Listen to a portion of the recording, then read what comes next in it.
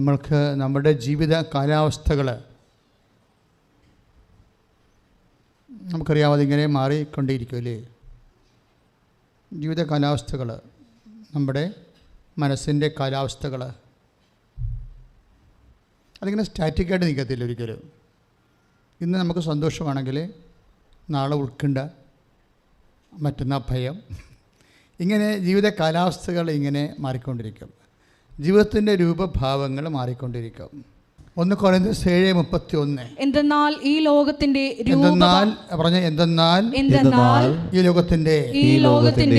രൂപഭാവങ്ങൾ മാറി മറിഞ്ഞുകൊണ്ടിരിക്കുന്നു. നിങ്ങൾക്ക് ഉത്കണ്ഠയുണ്ടാകരുതെന്ന് ഞാൻ ആഗ്രഹിക്കുന്നു. ഇതാണ് 1 Corinthians 7:31 കർത്താവിൻ്റെ വചനം. എന്താണ്?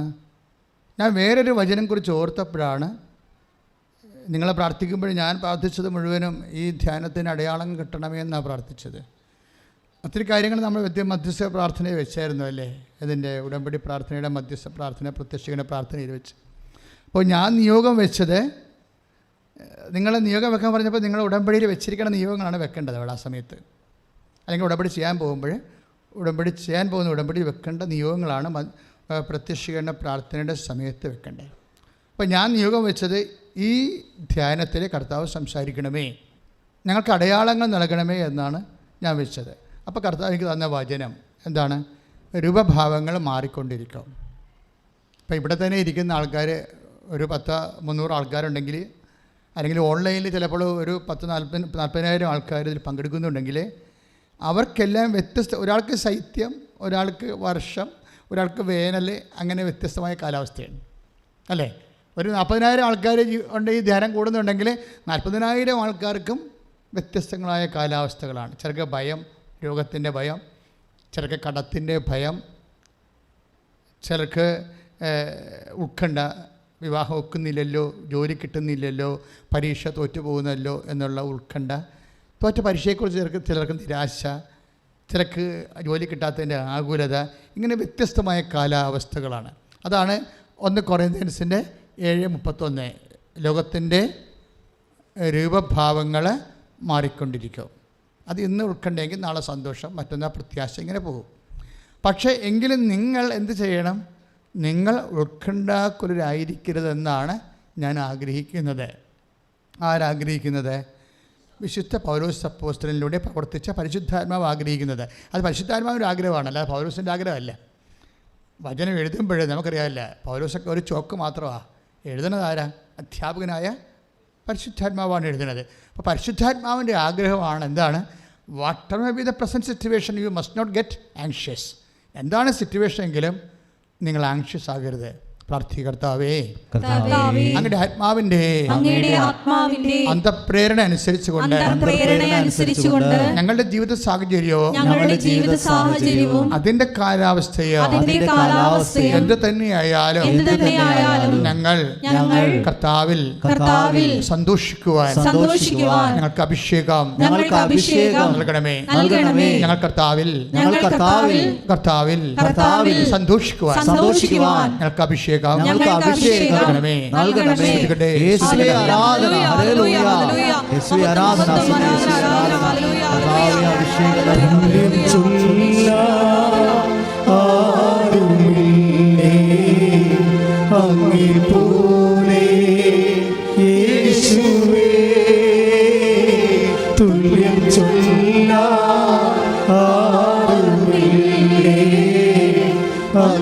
പോലെ യേശുവേ, ജീവനേ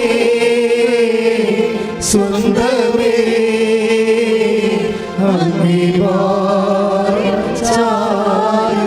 ജീവനേ സ്വന്തമേ, ജീവനേ സ്വന്തമേ,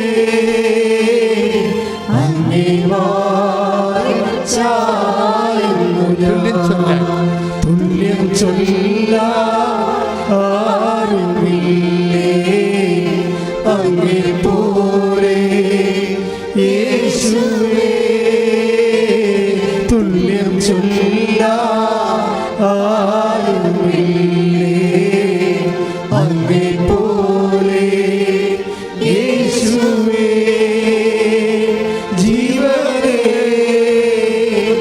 സ്വന്തമേ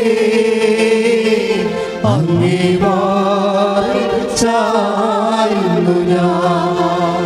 Praise the Lord. Praise the Lord. Hallelujah. Hallelujah. യേശുവേ സ്തോത്രം. യേശുവേ സ്തോത്രം. അപ്പോൾ നമ്മൾ എന്തെല്ലാം സാഹചര്യങ്ങളാണെങ്കിലും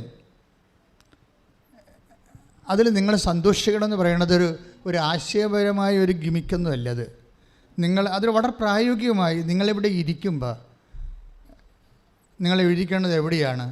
അമ്മ മാതാവ് ജീവനോടെ പ്രത്യക്ഷപ്പെട്ട സ്ഥലം.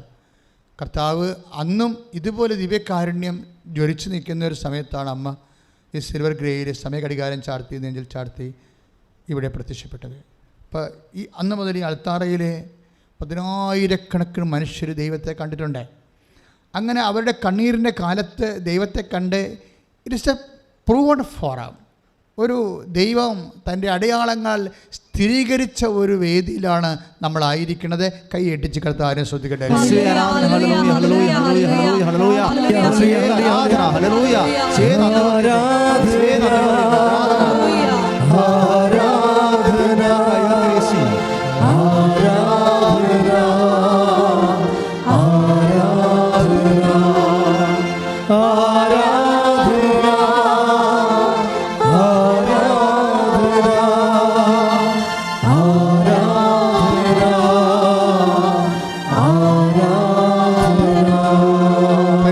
പരമദിവ്യകാരുണ്യത്തിന്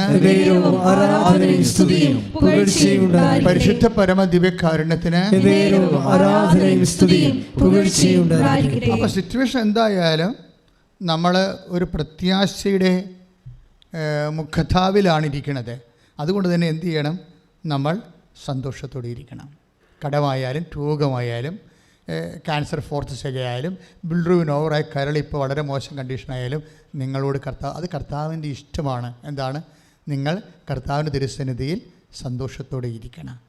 അതാണ് 1 തെസ്സലോനിയർ 5:16 തെസ്സലോനിക്കാർക്ക് എഴുതിയ ലേഖനം, പൗലോസ് അപ്പോസ്തലൻ ലേഖനം 5:16. ഏറ്റു പ്രാർത്ഥിക്കുക, എപ്പോഴും സന്തോഷത്തോടെ ഇരിക്കുവിൻ, ഇടതടവില്ലാതെ പ്രാർത്ഥിക്കുവിൻ, എല്ലാ കാര്യങ്ങളിലും കൃതജ്ഞത പ്രകാശിപ്പിക്കുവിൻ. ഇതാണ് യേശുക്രിസ്തുവിൽ നിങ്ങളെക്കുറിച്ചുള്ള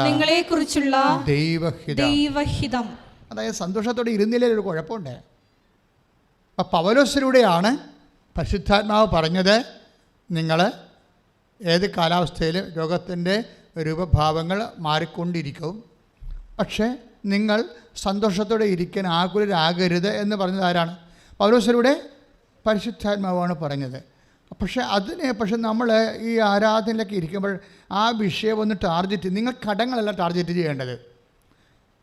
കടങ്ങൾ 1 കോടി 2 കോടി കടങ്ങൾ 3 കോടി 4 കോടി കടങ്ങളൊക്കെ ഉള്ള ആൾക്കാർ ഒരു ഒറ്റ പ്രാർത്ഥന കൊണ്ട് ലിഫ്റ്റ് ചെയ്യണമെന്ന് ഞാൻ കണ്ടിട്ടുണ്ട്. അല്ല, നമ്മുടെ പോലെ ലക്ഷങ്ങൾ കടമല്ല, കോടികൾ കടമുള്ളവർ ഈ ഉടമ്പടി പ്രാർത്ഥന കൊണ്ട് സെക്കൻഡുകൾ കൊണ്ട് ലിഫ്റ്റ് ചെയ്യണത് നമുക്ക് സാക്ഷ്യമായി കിട്ടിയിട്ടുണ്ട്. കഴിഞ്ഞ ദിവസങ്ങളിൽ എനിക്കൊരാൾ 30 ലക്ഷം രൂപ തന്നു. 30 ലക്ഷം രൂപ. അപ്പോൾ നിങ്ങളവർക്ക് ഇത്ര പെട്ടെന്ന് ഇത്രയും കാശ് കൊടുത്തു തന്നു. ഞാൻ വാങ്ങിച്ചതല്ല, ശരിക്കും പറഞ്ഞാൽ എൻ്റെ ഒരു പ്രോജക്റ്റിന് വേണ്ടി തന്നതാണ്. കാരണം ഞാൻ ഇത് കൂടാതെ ഇത് നമ്മുടെ സ്പിരിച്വൽ മിഷൻ കൃപാസനം തുടങ്ങിയ കാലത്ത് സ്പിരിച്വൽ മിഷൻ അതായത് 1992 ഇത് സ്ഥാപിക്കുമ്പോൾ കൃപാസനം രജിസ്റ്റർ ചെയ്യുമ്പോൾ ഇതൊരു ധ്യാന കേന്ദ്രമായിട്ടല്ല രജിസ്റ്റർ ചെയ്തിരിക്കുന്നത്. അങ്ങനെ അല്ലായിരുന്നു അമ്മ എൻ്റെ ഉള്ളിൽ തന്നത്. വ്യക്തികളുടെ ജീവിത നവീകരണത്തിൽ ഊന്നിയ കുടുംബ സുസ്ഥിതിക്കും സാമൂഹ്യക്ഷേമത്തിന് വേണ്ടി പ്രവർത്തിക്കുന്ന ആത്മീയ സാംസ്കാരിക വേദി എന്നാണ് ഇത് ഗവൺമെൻറ് രജിസ്റ്റർ ചെയ്തിരിക്കുന്നത് 92. അപ്പോൾ സാംസ്കാരിക വേദിയാണിത്, അതേസമയം തന്നെ ആത്മീയ വേദിയാണ്. വ്യക്തികളുടെ ജീവിത നവീകരണമുണ്ട്, കുടുംബ സുസ്ഥിതിയുണ്ട്. ഈ ശുശ്രൂഷകളെല്ലാം ഈ കാലങ്ങളെല്ലാം തുടർന്നുകൊണ്ടിരിക്കുകയാണ്, ഒരു മാറ്റവും ഇല്ലാതെ. ഓഖിയുടെ കാലാവസ്ഥ ഡിഫറൻസ് വന്നില്ലേ ഇവിടെ? അപ്പോൾ നമ്മുടെ കാലാവസ്ഥ വ്യതിയാനം വന്നില്ലേ, ക്ലൈമറ്റ് ഡിഫറൻസ്. അതിൻ്റെ പേരിൽ ഇപ്പോഴും ഇടികുടുങ്ങിയൊക്കെ കൊണ്ടിരിക്കണമല്ലോ, ഇതൊന്നും ഇടികുടുങ്ങുന്ന സമയമല്ലല്ലോ. അപ്പോഴേ ഇതിൻ്റെ ഭാഗമായിട്ട് ഓഖിയിൽ 72 പേര് ഓഖി കൊടുങ്കാറ്റിൽ കാണാതെ പോയായിരുന്നു. ഇവരെക്കുറിച്ച് ഒരു അന്വേഷണവും ഇല്ല, അവരുടെ ഡെഡ് ബോഡി പോലും കിട്ടിയിട്ടില്ല. അപ്പോൾ ഇത്രയും ശാസ്ത്രവും ഇത്രയും ജനാധിപത്യമൊക്കെ വളർന്നൊരു കാലത്ത് മനുഷ്യനിങ്ങനെ കാണാതെ പോയി എന്നൊരവസ്ഥ, ഒരു ഭീഷണമായ ഒരു സാഹചര്യമാണ്. അതുകൊണ്ട് ഞാൻ ഹൈക്കോടതി പോയി, പൊതു താല്പര്യ ഹർജിയുമായിട്ട് ഹൈക്കോടതി പോയി. ഈ വിഷയം മാത്രമല്ല, കൊച്ചി തുറമുഖത്തിനെതിരെ കേസ് കൊടുത്ത്. എന്താ കാര്യത്തിൽ ഞാൻ തുറമുഖം വല്ലാർപാടൻ ടെർമിനൽ വന്നതിന് ശേഷമാണ് കടലോരം ഇത്രയും രൂക്ഷമായത്. അവിടെ ആഴപ്പെടുത്തുന്നതനുസരിച്ച് കൊണ്ട്, അവരെ ഡിക്ക് ചെയ്ത് ആഴപ്പെടുത്തുന്നതനുസരിച്ച് കൊണ്ട് വെള്ളച്ചാട്ടം ഉണ്ടാകുകയും അത് കറങ്ങിത്തിരിഞ്ഞ് വന്ന് തീരം തുരന്നുകൊണ്ട് പോവുകയും ചെയ്യും. ആ കൊണ്ടുപോയ തീരം കൊണ്ടുപോയി കൊച്ചി തുറമുഖത്തിൻ്റെ പടിഞ്ഞാറ് വശത്തൊരു ദ്വീപ് ഉണ്ടാക്കിയിട്ടുണ്ട്. എന്താണ്, ഇവിടുന്ന് തുരന്നുകൊണ്ട് പോയ തീരം പിന്നീട് വെയിലിറക്ക സമയത്ത് വീണ്ടും പോർട്ടിൽ ചെന്ന് അടിയുകയും അവിടുന്ന് റിലയൻസിൻ്റെ കപ്പൽ വന്ന് ഡ്രഡ്ജ് ചെയ്ത് കൊണ്ടുപോയി പുറംകടലിടുകയും അവിടെ വേറെ ഒരു ദ്വീപ് ഉണ്ടാകുകയും ചെയ്തു. ഇതെല്ലാം കടലോരത്തെ ഗ്രാമങ്ങളാണ്. ഇതിനെക്കുറിച്ച് അന്വേഷണം നടത്തണമെന്ന് പറഞ്ഞുകൊണ്ട് ഞാൻ ഹൈക്കോടതിയിൽ പോയി. ഹൈക്കോടതി അത് പോസിറ്റീവായിട്ട് അംഗീകരിച്ചിട്ട് വെർഡിക്റ്റ് പുറപ്പെടുവിച്ചിട്ടുണ്ട്. ഞാനിപ്പോൾ ആ വിഷയത്തിലേക്ക്, നമ്മുടെ വിഷയം അല്ലത്, അത് സാമൂഹ്യമാണ്. എന്താ, ഇത് ആദ്യകാലം മുതലുണ്ടായിരുന്ന മിഷനാണ് സാമൂഹ്യ ഉണർവ്, സാമൂഹ്യ ജാഗ്രത. ഇതുപോലെ സാംസ്കാരിക ജാഗ്രതയുണ്ട്.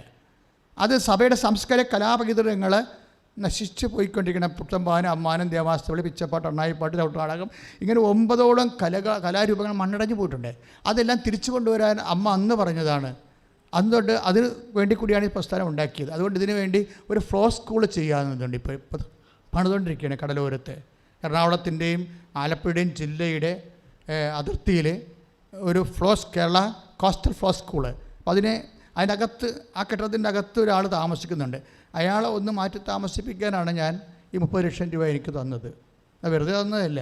ഞാനൊരു സ്ഥലത്ത് പോയിരുന്ന് പ്രയാസത്തിൻ്റെ ഒരു കാലത്ത് 6 ദിവസം അടുപ്പിച്ച് ജവമാല ചെല്ലിയപ്പോൾ ആ ഹോട്ടൽ വിറ്റുപോയി.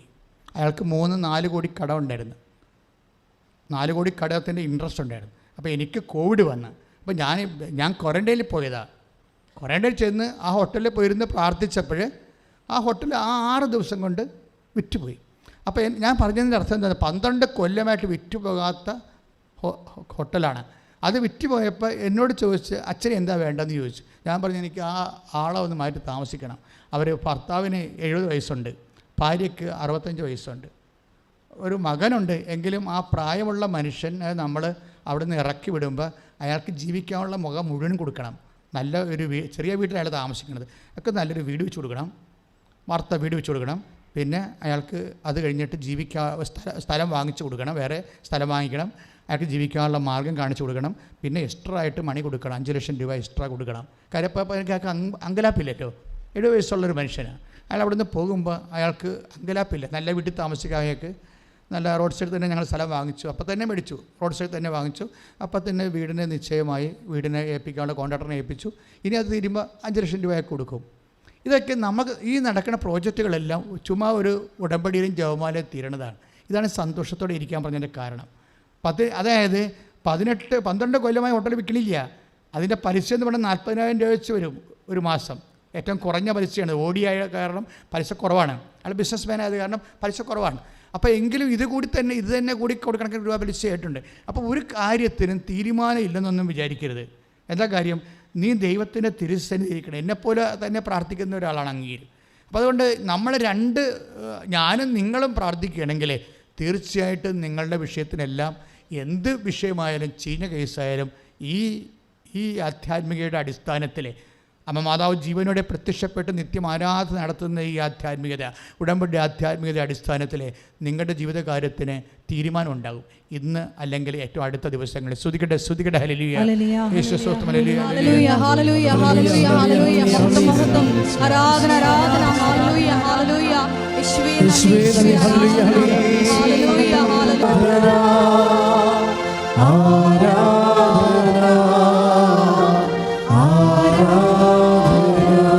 അപ്പോൾ ഞാൻ പറഞ്ഞു വന്ന വിഷയം എന്ന് വെച്ച് കഴിഞ്ഞാൽ, നിങ്ങൾ നെഞ്ചത്തെ കട്ടിയുമായിട്ട് നടക്കുന്ന കാര്യങ്ങളൊക്കെ നിങ്ങൾ അത്രയും ഭാരം ഈ സംഭവത്തിനില്ല. നിങ്ങൾ ഇല്ലാത്ത ഭാരം വല്ലാതെ അനുഭവിക്കുന്ന ആൾക്കാരാണ്. അത്രയും ഭാരമില്ല ഈ വിഷയത്തിന്. 54 വയസ്സായിട്ടുള്ള ചെടുത്തി പ്രസവിച്ച കാര്യം കഴിഞ്ഞ മാസങ്ങളൊക്കെ ഞാൻ പറയുന്നുണ്ടായിരുന്നു അല്ലേ. 54 വയസ്സുള്ള, അപ്പോൾ 54 വയസ്സുള്ള ആൾ പ്രസവിക്കുക. അപ്പോൾ അങ്ങ് പ്രസവിക്കാൻ തോന്നുക എന്ന് തന്നെ പറഞ്ഞാൽ തന്നെ വലിയ കാര്യമാണ്. അതെന്താണ് അങ്ങനെ തോന്നണത്? ഭയങ്കരമായ സങ്കടമായ ഒരു അവസ്ഥ അവർക്ക് വന്ന്. എന്താണ്, അവിടെ 21 വയസ്സുള്ള മകൻ വണ്ടി ഇടിച്ച് മരിച്ചു. അപ്പോൾ സ്വാഭാവികമായി ഒരു മകനേ ഉള്ളൂ, അവൻ വണ്ടി ഇടിച്ച് മരിച്ചാൽ നിങ്ങളൊന്ന് ചിന്തിച്ച് നോക്കിക്കേ. ഞാൻ എപ്പോഴും അത് ഇരുന്ന് ചിന്തിക്കും. കാര്യം അത് കഴിഞ്ഞ മാസം സംഭവിച്ച സാക്ഷ്യമാണത്. ഉടമ്പടിയുടെ സാക്ഷ്യങ്ങളൊക്കെ ഇതുപോലെ വേറെ ഒരു ലെവൽ സാക്ഷ്യങ്ങളാണ്. അതാണ് മറ്റ് പ്രാർത്ഥനകളും ഉടമ്പടിയും തമ്മിലുള്ള വ്യത്യാസം. വേറെ ഒരു ലെവലാണിത്. എൻ്റെ സാക്ഷ്യങ്ങളെല്ലാം ഉടമ്പടി വൃത്തിയും മെയിനായിട്ട് എടുക്കുന്നുണ്ടെങ്കിൽ വേറെ ഒരു ലെവലാണ്. ഒന്ന് പ്രാർത്ഥിച്ച കർത്താവ് ദൈവമേ, ഉടമ്പടി അതിൻ്റെ തനതായ വിശ്വാസത്തോടെ വിശ്വസ്തയോടെ പ്രാബല്യത്തിൽ വരുത്തുവാൻ പ്രയോഗിക്കുവാൻ ഞങ്ങളെ അഭിഷേകം ചെയ്യണം. ഇപ്പോൾ അഭിഷേകം ചെയ്യണം. ശ്രുതികട്ടെ.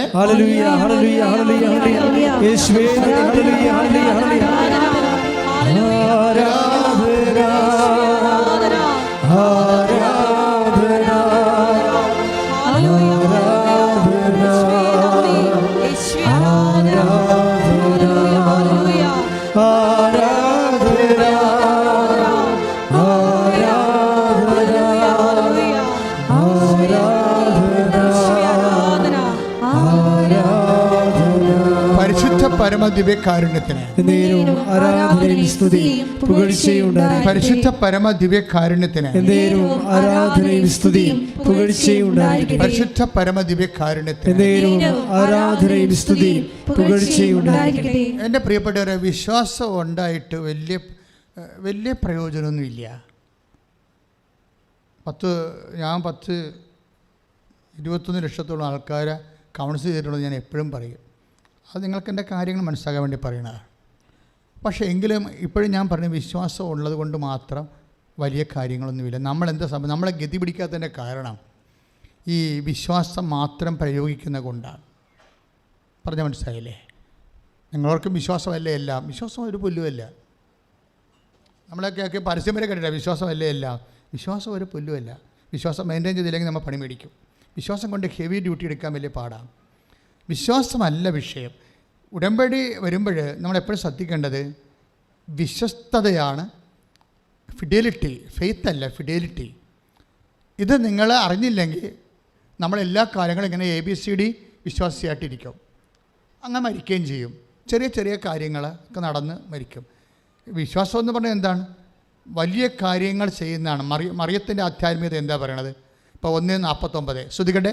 ലുക്ക 1:49 ശ്രുതികട്ടെ. ഹല്ലേലൂയ വായിച്ചോളൂ. ശ്രുതികട്ടെ. ഹല്ലേലൂയ. ശക്തനായവൻ എനിക്ക് വലിയ കാര്യങ്ങൾ ചെയ്തിരിക്കുന്നു. വിശുദ്ധ ലൂക്കാസ് വിശേഷം 1:49 ഏറ്റു പറഞ്ഞ ശക്തനായവൻ എനിക്ക് വലിയ കാര്യങ്ങൾ ചെയ്തിരിക്കുന്നു. കൈയടിച്ച് ശ്രുതികട്ടെ. ഹല്ലേലൂയ.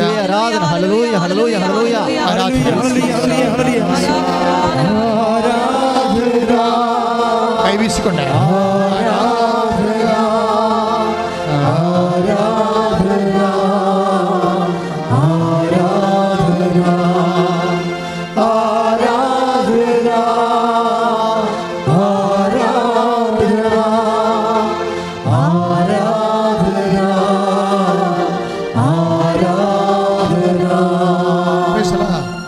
മരിയൻ സ്പിരിച്വാലിറ്റി പ്രൊമോട്ട് ചെയ്യണത് മേജർ പ്രോജക്റ്റാണ്. പറഞ്ഞ് മനസ്സിലായില്ലേ? അല്ല കൊച്ചു പനിമാറി അങ്ങനെയല്ല സംഭവങ്ങളല്ല. പരീക്ഷ ജയിച്ചു അതുപോലെ കൊച്ചു കാര്യങ്ങളല്ല. മരിയൻ സ്പിരിച്വാലിറ്റി പ്രൊമോട്ട് ചെയ്യേണ്ടത് മേജർ പ്രോജക്റ്റാണ്. അതാണ് ലുക്ക 1:49 പറയുന്നത്. എന്താണ്? ശക്തനായവൻ. പറഞ്ഞേ. അപ്പം ദൈവത്തെക്കുറിച്ചുള്ള കൺസെപ്റ്റ്, മരിയൻ കൺസെപ്റ്റ് എന്താണ്? God is all powerful. ശക്തനാണ് അല്ലേ? ഓംനിപൊട്ടൻറ്റ്. അപ്പോൾ ദൈവത്തെക്കുറിച്ചുള്ള മരിയൻ കൺസെപ്റ്റ് അതാണ് ഒരു വിശ്വാസിയുടെ, ഒരു ഉടമ്പടി വിശ്വാസിയുടെ കൺസെപ്റ്റ് അതാണ്. എന്താണ്? God is ഓംനിപൊട്ടൻറ്റ്. ശക്തനായവനാണ്. ശക്തനായവൻ എന്താ ചെയ്യണത്? വലിയ കാര്യങ്ങളാണ് ചെയ്യണത്. അപ്പം അതുകൊണ്ട് തന്നെ നിനക്ക് വലിയ കാര്യങ്ങൾ എന്ന് നിൻ്റെ മനസ്സിൽ വന്നാൽ ഉടനെ നീ പറയണം, ഞാൻ വിശ്വസിക്കണത് ശക്തനായവനിലാണ്. മനസ്സിലായില്ലേ? അതിൻ്റെ ലോജിക്ക് അതാണ്. ഒരു വലിയ കാര്യം നിനക്ക് ഉണ്ടായാൽ അപ്പം തന്നെ നിനക്ക് മനസ്സിലാകാമല്ലോ അത് നീ ചെയ്യേണ്ട കാര്യമല്ലെന്ന്. അല്ലേ? നമുക്കൊരു വലിയ കാര്യം വന്നു. അപ്പോൾ വലിയ കാര്യം വരുമ്പോൾ തന്നെ നിനക്ക് മനസ്സിലാകാം ഇത് ചെയ്യേണ്ടത് ഞാനല്ല. ഒരു സിമ്പിളല്ലേ? പരിശുദ്ധാത്മാവ് ഉണ്ടെങ്കിൽ ഉടനെ മനസ്സിലാകും. ഇപ്പോൾ കഴിഞ്ഞ ദിവസങ്ങളിൽ ഒരു സാക്ഷി ഇവിടെ ഉണ്ട്. 5-ാം തീയതി മെയ് 5-ാം തീയതി സാക്ഷ്യം. അപ്പോൾ ആലപ്പുഴ ഒരു മൈക്കിൾ ജോൺ, തത്തമ്പള്ളി, ആലപ്പുഴ ടൗണിലാണ്, തത്തമ്പള്ളി എന്ന് പറയും. അപ്പോൾ അവിടെ മൈക്കിൾ ജോൺ എന്ന് പറഞ്ഞൊരു സഹോദരൻ, അയാൾക്ക് 50 വയസ്സ് കാണുമായിരിക്കും. അയാളുടെ സാക്ഷ്യത്തിൻ്റെ രീതി എന്ന് വെച്ച് കഴിഞ്ഞാൽ, പുള്ളിക്ക് എന്താ സംഭവിച്ചു കഴിഞ്ഞാൽ, അദ്ദേഹം ഒരു സമയത്ത് അദ്ദേഹത്തിന് ഒരു ഹിഡിനെസ് ഒക്കെ തോന്നിയപ്പോഴേ 2020 അദ്ദേഹം പോയി ചെക്കപ്പ് നടത്തി. 2020 പോയി ചെക്കപ്പ് നടത്തിയപ്പോൾ ഡോക്ടർ പറഞ്ഞു, നിങ്ങൾക്ക് ഈ പമ്പിങ് കുറവാണെന്ന് പറഞ്ഞ്, ഹൃദയത്തിൻ്റെ പമ്പിങ് കുറവാണ് എന്ന് പറഞ്ഞു. പമ്പിങ് വളരെ മോശമായ രീതി കുറവാണ്, എന്നുവെച്ചാൽ 40 ഉള്ളൂ കൗണ്ട്. അപ്പോൾ അങ്ങനെ വന്നു കഴിഞ്ഞാൽ സ്വാഭാവികമായിട്ട് ശ്വാസം മുട്ടലുണ്ടാവും, അപകടങ്ങൾ സംഭവിക്കും. അപ്പോൾ പിന്നെ എന്താണ് പോംവഴി? അപ്പോൾ അദ്ദേഹം പറഞ്ഞ ഒരു വാക്ക് ഭയങ്കരമാണ്, കൃപാസനം അടച്ചു പോയെന്ന്. സങ്കടമാണ് അദ്ദേഹത്തിന്. ഒരു ഹാർട്ട് അറ്റാക്ക് വരെ ഒരു നിമിഷങ്ങളിൽ ചെന്ന് എത്തിക്കുന്ന മനുഷ്യൻ പെട്ടെന്ന് ഓർത്തത് കൃപാസനത്തെക്കുറിച്ചാണ്.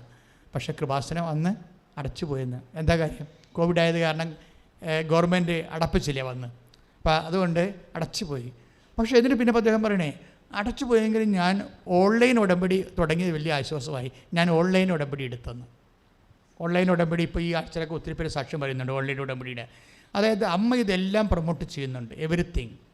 എന്തെല്ലാം വിഷയമാണ് നമ്മുടെ മനുഷ്യർക്ക് ഉള്ളത്, അവരെ ആരെല്ലാം വിശ്വാസത്തോടെ എന്തെല്ലാം കാര്യങ്ങൾ അമ്മയുടെ മധ്യസ്ഥത ചെയ്യുന്നു, ആ ശക്തനായവൻ്റെ മധ്യസ്ഥയിൽ ആശ്രയിക്കുന്നു, അതെല്ലാം വലിയ കാര്യങ്ങൾ അമ്മ ചെയ്യും, അത് മധ്യസ്ഥത്തിലെ.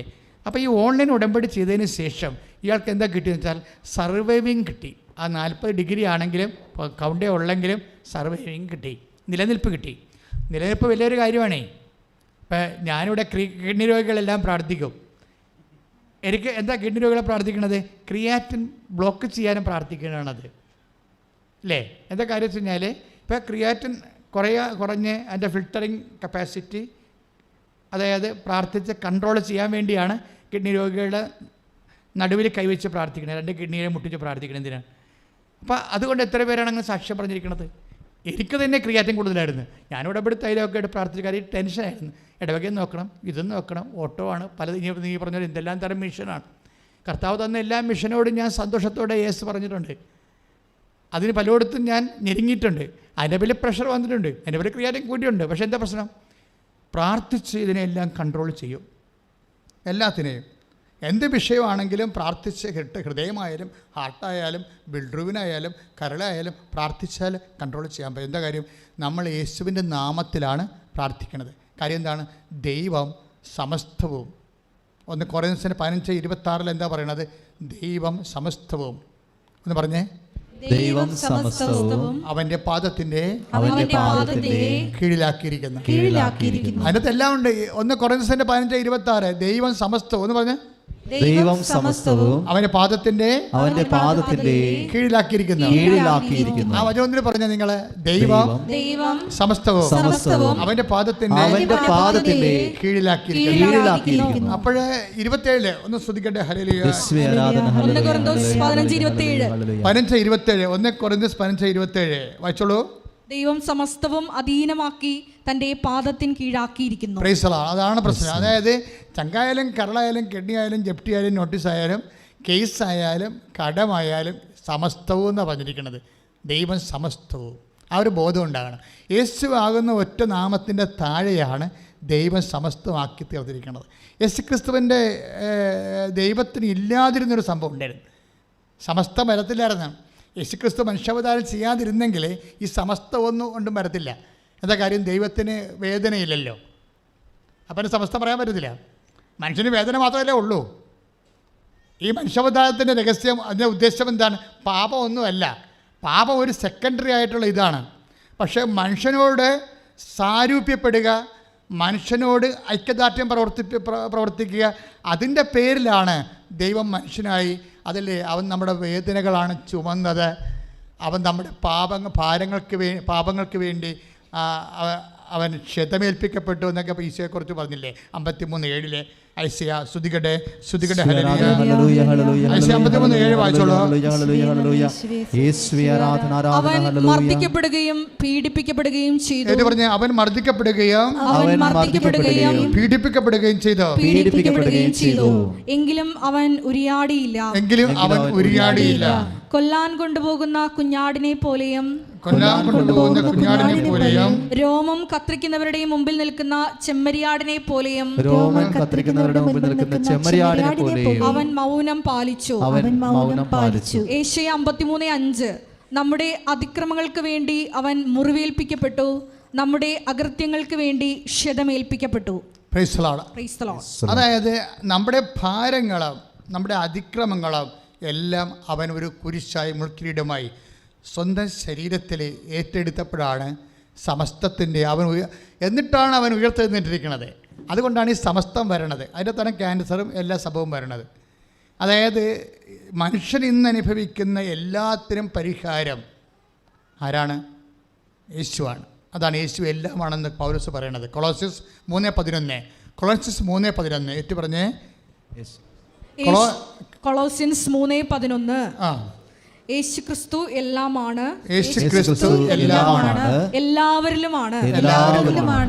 വീട്ടില്ലേ? അപ്പോൾ യേശുക്രിസ്തു എല്ലാം ആകണം എപ്പോഴാണ്? അവൻ മനുഷ്യപ്രകൃതി എടുത്തതിന് ശേഷം മനുഷ്യൻ്റെ വേദന അവൻ സ്വയം ഏറ്റെടുത്ത് അതിന് പാപത്തിന് പരിഹാരം ചെയ്ത് അവൻ മരണം പ്രാപിച്ചതിന് ശേഷം ദൈവം അവൻ ഉയർത്തെഴുന്നേൽപ്പിച്ച് കഴിയുമ്പോഴാണ് വേദനയും രോഗവും എല്ലാ ക്ലേശങ്ങളും എല്ലാം അവൻ്റെ നാമത്തിൻ്റെ കീഴിലായിരിക്കുന്നത്. Praise the Lord, praise the Lord, praise the Lord. അതുകൊണ്ടാണ് അവൻ്റെ നാമം കേൾക്കുന്ന മാത്രയിലെ ഭൂസ്വലോകങ്ങളിലുള്ള എല്ലാ ജീവജാലങ്ങളും മുഴങ്കാലും അടക്കണമെന്ന് പറയുന്നതിൻ്റെ കാരണം അതാണ്. കാര്യം എല്ലാ നാമങ്ങളെക്കാൾ ഉന്നതമായ നാമമാണ്. പ്രാർത്ഥിക്കുക. കർത്താവായ ദൈവമേ, കർത്താവായ ദൈവമേ, കർത്താവായ ദൈവമേ, കർത്താവായ ദൈവമേ. നടപടി 3:6 നടപടി 3:6 നടപടി 3:6 നടപടി 3:6 ഞങ്ങൾ പ്രാർത്ഥിക്കുന്നു. ഞങ്ങൾ പ്രാർത്ഥിക്കുന്നു. പൊന്നും വെള്ളിയും എൻ്റെ കയ്യിലില്ല, എന്റെ കയ്യിലില്ല. എനിക്കുള്ളത് ഞാൻ നിനക്ക് നൽകുന്നു. ഞാൻ നിനക്ക് നൽകുന്നു. യേശുവിന്റെ നാമത്തിലെ, യേശുവിന്റെ കർത്താവ് യേശുവിന്റെ നാമത്തിലെ, യേശുവിന്റെ നാമത്തിലെ, കർത്താവ് യേശുവിന്റെ നാമത്തിലെ ഞാൻ എഴുന്നേറ്റ് നടക്കും. ഞാൻ ഈശോയുടെ നാമത്തിലെ പ്രഖ്യാപിക്കുന്നു. ഞാൻ എഴുന്നേറ്റ് നടക്കും. പൊന്നില്ലെങ്കിലും വെള്ളിയില്ലെങ്കിലും ഞാൻ ക്ഷീണിതനാണെങ്കിൽ ഞാൻ അമ്മയുടെ മധ്യസ്ഥത്തിലെ യേശുവിന്റെ നാമത്തിലെ പ്രഖ്യാപിക്കുന്നു. ഞാൻ എഴുന്നേറ്റ് നടക്കും. ശ്രദ്ധിക്കട്ടെ, ശ്രദ്ധിക്കട്ടെ, ശ്രദ്ധിക്കട്ടെ. ഹല്ലേലൂയ, ഹല്ലേലൂയ, ഹല്ലേലൂയ, ഹല്ലേലൂയ. കരങ്ങളടിച്ചുകൊണ്ട് കൈയടിച്ചുകൊണ്ട് കൈയടിച്ചുകൊണ്ട് ഹല്ലേലൂയ, ഹല്ലേലൂയ, ഹല്ലേലൂയ. യേശുനാമം അതിശയനാമം, ഈടേറിക്കുന്ന നാമം. യേശുനാമം അതിശയനാമം, ഈടേറിക്കുന്ന നാമം. എല്ലാ നാമത്തിലും മേലായ നാമം, ഭക്തജനം പാർക്കും നാമം. എല്ലാ നാമത്തിലും മേലായ നാമം, ഭക്തജനം പാർക്കും നാമം. എല്ലാ മുഴങ്കാലും മടങ്ങിടും തീരും നല്ലവത്തമുള്ള നാമം. എല്ലാ മുഴങ്കാലും മടങ്ങിടും തീരും നല്ലവത്തമുള്ള നാമം. കരങ്ങൾ ഉയർത്തടിച്ചുകൊണ്ട് യേശുനാമം അതിശയനാമം, ഈടേറിക്കുന്ന നാമം. യേശുനാമം അതിശയനാമം, ഈടേറിക്കുന്ന നാമം. പരിശുദ്ധ പരമദിവ്യകാരുണ്യത്തിന് ആരാധനയും സ്തുതിയും പുകഴ്ചയും ഉണ്ടായിരിക്കട്ടെ. അപ്പം യേശുവിൻ്റെ നാമം കർത്താവിൻ്റെ ഉത്ഥാനത്തോടു കൂടി വലിയ നാമമായി മാറി. എന്ന് വെച്ച് കഴിഞ്ഞാൽ എല്ലാവരുടെയും എല്ലാ കാര്യങ്ങളും. കൊളോസ്യസ് 3:11 എന്താ വായിച്ചത്? അവൻ യേശു എല്ലാമാണ്, പിന്നെന്താ? എല്ലാവരിലുമാണ്, അല്ലേ? Including non Christians.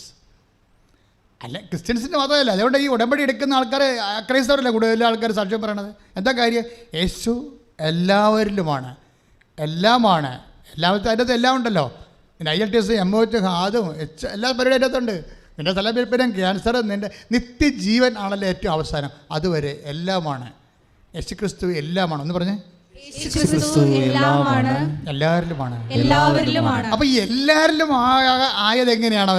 അവൻ്റെ മനുഷ്യാവതാരത്തോടെയും കുരിശുമരണത്തോടെയുമാണ് അവൻ എല്ലാവരുടേതും ആയത്. അതുകൊണ്ടാണ് ആദ്യം തന്നെ മാലാഖ അമ്മയോട് പറഞ്ഞത് എന്താണ്? അവൻ തൻ്റെ ജനങ്ങളെ അവരുടെ പാപങ്ങളിൽ നിന്ന് മോചിക്കും എന്ന് പറഞ്ഞിട്ട് വിജാതിയർ അവന് പ്രത്യാശ വെക്കും എന്ന് പറയുമ്പോൾ ശിമയോൻ്റെ കയ്യിൽ ഈശോയെ കൊടുക്കും, ഉണ്ണീശോനെ കൊടുക്കുമ്പോൾ പരിശുദ്ധാത്മാവ് പറയുന്നത് എന്താ പറയണത്? എല്ലാ മനുഷ്യർക്കും വേണ്ടി ഒരുക്കിയിരിക്കുന്ന, ഒന്ന് പറഞ്ഞേ, എല്ലാ മനുഷ്യർക്കും വേണ്ടി ഒരുക്കിയിരിക്കുന്ന. അപ്പം ക്രിസ്ത്യൻസിന് വേണ്ടി മാത്രം ഒരുക്കിയിരിക്കണമല്ല. ലൂക്ക 2:30 ഒന്ന് പറഞ്ഞേ, എല്ലാ മനുഷ്യർക്കും വേണ്ടി, എല്ലാ മനുഷ്യർക്കും വേണ്ടി ഒരുക്കിയിരിക്കുന്ന രക്ഷ. അപ്പം ഇതിനെല്ലാം കൂടി ഒറ്റ നാമമാണ് പറയുന്നത്. അനുഗ്രഹം നമുക്ക് വേണ്ടതൊക്കെയാണ് വേണ്ടത്. നമുക്ക് ഒത്തിരി കാര്യങ്ങൾ വേണം. അതിനെല്ലാം കൂടി ഒറ്റ വാക്കാണ് പറയണത്. എന്താണ്? രക്ഷ. ഞാൻ എൻ്റെ കണ്ണുകൊണ്ട് കണ്ടിരിക്കുന്നു. ഇപ്പം ക്രിസ്തുവിൻ്റെ ഈ സമഗ്രമായിട്ടുള്ള വീണ്ടെടുപ്പ് നിങ്ങൾക്ക് ലഭിക്കാനുള്ള ഏറ്റവും ഇറസിസ്റ്റബിളായിട്ടുള്ള ഒരു പ്രെയർ ഇൻ്റർസെഷനാണ് മെരിയൻ കപ്പാസിറ്റി എന്ന് പറയുന്നത്. മാതാവിനെ എന്തുകൊണ്ടാണ് വൈ വി പ്രൊമോട്ട് മേരി? വേറെ ആരെയും പ്രൊമോട്ട് ചെയ്യാൻ ഇല്ലാത്തത് കൊണ്ടാണ്. മനസ്സിലായില്ലേ? എല്ലാ കാലങ്ങളിലും ഉടമ്പടി ഉണ്ടായിരുന്നു. എല്ലാ കാലങ്ങളിലും നോക്കിൻ്റെ കാലത്ത് ഉടമ്പടി ഇല്ലായിരുന്നു. നോക്കും ദൈവമായിട്ട് ഉടമ്പടി ഇല്ല ചെയ്തത്. അതിൽ നമ്മൾ തിരിപച്ചതിരിയായിട്ടിരിക്കണേ. നമ്മുടെ ഉടമ്പടി തിരിപച്ചതിരിയാകാൻ കാര്യം എന്താണ്? നോക്കിനോട് ഉടമ്പടി ചെയ്തു. പ്രളയം കഴിഞ്ഞപ്പോഴേ, പ്രളയം കഴിഞ്ഞില്ലേ? ആ സമയത്ത് എല്ലാം ചീഞ്ഞു പോയില്ലേ? ചത്ത ചീഞ്ഞു പോയില്ലേ? ഇപ്പോൾ രണ്ടാമത് ദൈവം ഇത് റിസ്റ്റോർ ചെയ്യണ സമയത്ത് ഒരു വാക്ക് മോസസിനോട്, നോക്കിനോട് പറയും. എന്താണ്? I will restore, I will give you the greenery. അതായത് പച്ച പുതച്ച ഭൂമി നിനക്ക് അവകാശമായി നൽകും. അപ്പോഴേ ഈ പച്ച വീണ്ടും ഒരു റിസ്റ്റോറിങ്ങിൻ്റെ, ഇപ്പം നിൻ്റെ കടം വന്നു, നിനക്ക് രോഗം വന്നു, നിൻ്റെ ആരോഗ്യം നഷ്ടപ്പെട്ടു, ഇതെല്ലാം റീസ്റ്റോർ ചെയ്യും. റീസ്റ്റോർ ചെയ്യുന്നതിൻ്റെ അടയാളമായിട്ടാണ് ഉടമ്പടി സ്ഥാപിക്കപ്പെടുന്നത്. മനസ്സിലായോ? ഉടമ്പടി പുതിയ പരിപാടിയൊന്നുമല്ല, പണ്ട് മുതലേ ഉള്ളതാ. പിന്നെ ഇവിടെ വന്നിരിക്കുന്ന ഉടമ്പടിയുടെ അപ്ഡേഷൻ എന്താ വന്നിരിക്കുന്നത്? അമ്മമാതാവ് ഹൃദയഘടികാരവുമായി നെഞ്ചത്ത് ചാർത്തി പ്രത്യക്ഷപ്പെടുന്ന സമയത്ത് അമ്മയുടെ പ്രത്യക്ഷീകരണം സഭ ഏറ്റെടുത്ത് പഠിക്കാൻ വേണ്ടി അമ്മ പ്രത്യക്ഷീകരണ പ്രാർത്ഥന തന്നപ്പോൾ 2015 അമ്മ ആഗ്രഹിക്കുന്ന ഒരു കൃപാവര പദ്ധതി കൃപാസനത്തിൽ ഞങ്ങളുടെ കുടുംബത്തിൽ നിറവേറാൻ ഇടയാക്കണമെന്ന് പ്രാർത്ഥിച്ചപ്പോൾ 6 മാസം പ്രാർത്ഥിച്ചപ്പോഴാണ് ആ കൃപാവര പദ്ധതിയായിട്ട് ഉടമ്പടി തരണത്. ആ ഉടമ്പടിക്കുണ്ടാകുന്ന ഗുണമെന്ന് വെച്ച് കഴിഞ്ഞാൽ മറ്റു ഉടമ്പടിയിലേക്കാളും ഈ അപ്ഡേഷൻ വന്നിരിക്കുന്നത് എന്താണ്? മരിയൻ ഉടമ്പടി. ഇപ്പം നോഹിൻ്റെ ഉടമ്പടിയാണ്, എബ്രഹാത്തിൻ്റെ ഉടമ്പടിയാണ്, മോസസിൻ്റെ ഉടമ്പടിയാണ്. യേശുവിൻ്റെ ഉടമ്പടി കൂട്ടണ്ട കാര്യം. അത് ഈ മനുഷ്യൻ നമ്മൾ പറഞ്ഞ കഞ്ഞിക്കപ്പ ILTS പരിപാടിക്കൊന്നുള്ളതല്ല. അത് നിത്യജീവന് വേണ്ടിയുള്ളതാണ് കുർബാന. അത് നമ്മൾ ഇതിനകത്ത് ഉൾപ്പെടുത്താൻ പറ്റത്തില്ല. അല്ലാതെ മനുഷ്യന്മാരുമായിട്ട് ദൈവം ഉണ്ടാക്കിയിട്ടുള്ള എല്ലാ ഉടമ്പടിയും അതിന് കുറച്ച് കാലതാമസം വന്നു പോകുന്നുണ്ട്. മരിയൻ ഉടമ്പടി കാലതാമസം വരാത്ത എന്താ? ഇതാണ് അപ്ഡേഷൻ. ഉടമ്പടി വന്ന അപ്ഡേഷൻ എന്താണെന്ന് അറിയണം. ഇപ്പോൾ എബ്രഹാത്തിനോട് ദൈവം ഉടമ്പടി ചെയ്തില്ലേ? എബ്രഹാത്തിനോട് ഉടമ്പടി ചെയ്തത് എന്താണ് ചെയ്തിരിക്കുന്നത്? നിനക്ക് ഞാൻ ചൂണ്ടിക്കാണിക്കുന്ന ദേശം ഞാൻ നിനക്ക് അവകാശമായി നൽകും. അതാണ്. പക്ഷേ ചൂണ്ടിക്കാണിക്കുന്ന ദേശം എബ്രഹാത്തിന് കൊടുക്കണ സമയത്ത് എബ്രഹാത്തിന് 75 വയസ്സുണ്ടല്ലേ? സാറായ്ക്ക് 75 വയസ്സുണ്ട്. പക്ഷേ എന്താ പ്രശ്നം വെച്ചാൽ ചൂണ്ടിക്കാണിക്കുന്ന ദേശം, ദൈവത്തിൻ്റെ വാഗ്ദാനം അത് പാലിക്കാൻ വേണ്ടി എബ്രഹാത്തിന് ആവശ്യമായ ഫെയ്ത്ത് എബ്രഹാത്തിന് കുറവായിരുന്നു. പൗലോസ് അപ്പോസ്തലനാണ് എബ്രഹാത്തിനെ പ്രൊമോട്ട് ചെയ്യണത്. അങ്ങനെ മാതാവിനെ അറിയാൻ പാടില്ലാത്തതുകൊണ്ടാണ്, വേറെ കേസ് കേട്ടൊന്നുമില്ല. എബ്രഹാത്തിന് ഫെയ്ത്തിൻ്റെ ഒരു പിതാവാക്കി മാറ്റുന്നത് ആരാണ്? പൗലോസാണ് ശരിക്കും. പക്ഷേ എബ്രഹാത്തിനെ നമ്മൾ എങ്ങനെ സ്കാൻ ചെയ്ത് നോക്കിയാലും നമുക്ക് ഫുൾ മാർക്ക് കൊടുക്കാൻ പറ്റത്തില്ല. എന്താ കാര്യം? പുള്ളിക്കാരൻ ഇടയ്ക്ക് സാറാ ചരിത്രത്തിൻ്റെ വാക്ക് കേട്ടില്ലേ? ഹാഗറിനെ പ്രാപിച്ചു, ഇസ്മയിൽ ജനിച്ചു. അപ്പോൾ ദൈവം കൊടുത്ത വാഗ്ദാനം കഴിഞ്ഞപ്പോൾ 86-ാമത്തെ വയസ്സിലാണ് ഇസ്മയിൽ ജനിക്കുന്നത്. 75 വയസ്സിലാണ് ആ വാഗ്ദാനം കൊടുക്കുന്നത്. ഒരു 75, 10, 85, 1, 11 കൊല്ലം. 11 കൊല്ലം ഈ വാഗ്ദാനം കാത്തിരുന്നപ്പോൾ പുള്ളിക്ക് ബോറടിച്ച്. ഇതാണ് പ്രശ്നം. എബ്രഹാത്തിൻ്റെ ഫെയ്ത്തിൽ വന്നിരിക്കുന്ന ഒരു കുഴപ്പം അതാ. അത് ചില്ലറ കുഴപ്പമല്ല ഉണ്ടാക്കിയത്. അതായത് കഴിഞ്ഞ ദിവസം, അതായത് ഉടമ്പടി ഉഴപ്പാനുള്ള സാധ്യതയുണ്ട്. കാര്യം എബ്രാഹത്തിൻ്റെ ഉടമ്പടി എന്തുകൊണ്ടാണ് അങ്ങനെ സംഭവിച്ചു കഴിഞ്ഞാൽ എബ്രാഹത്തിൻ്റെ ഉടമ്പടിയിൽ എന്തുകൊണ്ടാണ് 25 വർഷം താമസിച്ചത്? കാലതാമസം വന്നത് എന്താ?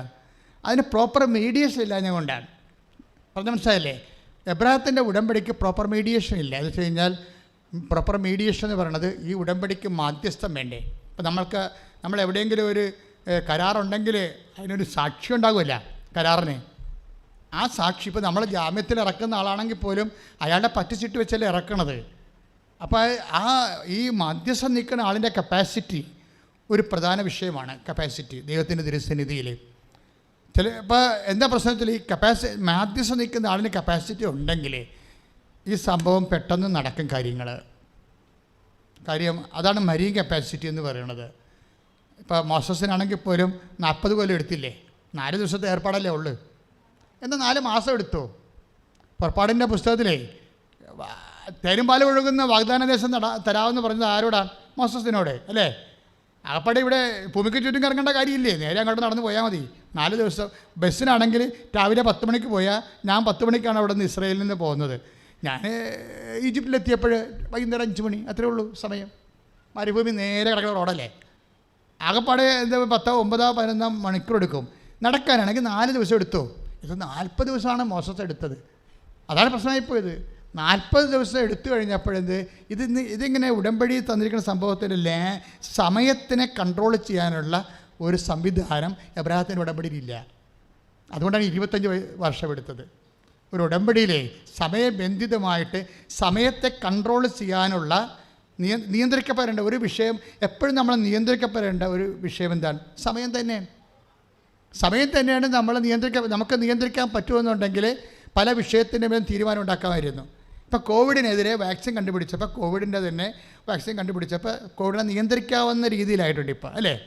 അപ്പം അതുപോലെ ഈ സമയത്തെ നിയന്ത്രിക്കാൻ പറ്റുന്ന ഘടകം മോസസിൻ്റെ ഉടമ്പടിയിലില്ല, എബ്രാഹത്തിൻ്റെ ഉടമ്പടിയിലില്ല. എന്താ കാര്യം വെച്ച് കഴിഞ്ഞാൽ അതിന് ഉള്ള ഒരു പെർഫെക്റ്റ് റെസിസ്റ്റബിളായിട്ടുള്ള ഒരു പ്രെയർ മീഡിയേഷൻ്റെ സപ്പോർട്ടില്ലാത്ത ഉടമ്പടി. അതുകൊണ്ട് ഇതിങ്ങനെ കാലാതീതമായിട്ട് നീണ്ടുപോകും. എബ്രാഹത്തിൻ്റെ 25 കൊല്ലം എടുത്ത് അങ്ങനെ നീണ്ടുപോയപ്പോൾ കൊണ്ടാണ് സാറ ചേട്ടത്തിക്ക് പേടിയായത്. നീണ്ടുപോകും തോറും പേടി വരുമല്ലോ.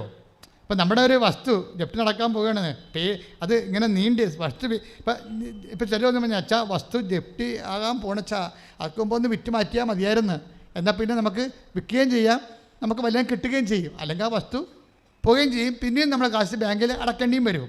അതാണ് ഇപ്പോൾ സമയത്തിൻ്റെ ഒരു കുഴപ്പമാണത്. അപ്പോൾ ആ സമയത്തെ ചുരുക്കാൻ കഴിഞ്ഞാൽ പല വിഷയങ്ങൾക്കും സമാധാനമാകും. സമയച്ചുരുക്കം ഒരു പ്രധാനപ്പെട്ട വിഷയമാണ്. കൃപാസ്ഥാനത്താരെ ജീവനോടെ അമ്മ പ്രത്യക്ഷപ്പെടുന്ന സമയത്ത് നമ്മുടെ നെഞ്ചിലുണ്ടായിരുന്ന സമയമാണ് സമയഘടികാരം. അതിൻ്റെ മോഡലപ്പുറത്തുണ്ട്, നിങ്ങൾക്ക് കാണാവുന്നതാണ്. സഭ ഔദ്യോഗികമായിട്ട് അംഗീകരിക്കുന്ന വരെ അൾത്താറയിൽ അത് സൃഷ്ടിക്കാൻ പറ്റത്തില്ല. അതിനാണ് നമ്മൾ പ്രത്യക്ഷീകരണ പ്രാർത്ഥന ചെല്ലണത്. എന്തിനാണ് ചെല്ലണത്? അമ്മയുടെ പ്രത്യക്ഷീകരണ സഭ പഠിക്കണം. അതിൻ്റെ വിവേചനം അധികാരം ഉപയോഗിച്ചുകൊണ്ട് എന്താണ് സംഭവിച്ചത്. ഇപ്പം ഞാൻ പറയണ പോലെയല്ല, ഞാനെൻ്റെ സാക്ഷിയാണ്. പക്ഷെ സാക്ഷിയല്ലല്ല പ്രധാനപ്പെട്ടത്. ആർക്കും കയറി പറയാമല്ലോ, ഓരോരുത്തർക്ക് എന്നിങ്ങനെ അവിടെ പ്രത്യക്ഷപ്പെട്ട് ഇവിടെ പ്രത്യക്ഷപ്പെട്ടിട്ട് ഇത് തട്ടിപ്പ് ആൾക്കാരെ കൂട്ടാൻ വേണ്ടിയുള്ള ചുമ്മാ തിരക്കിട പരിപാടി ഉടായ്പാണെന്ന് പറയാമല്ലോ. തീർച്ചയായിട്ടും പറയാം. അതുകൊണ്ട് നമ്മൾക്ക് സഭയുണ്ട്. സഭയാണിത്.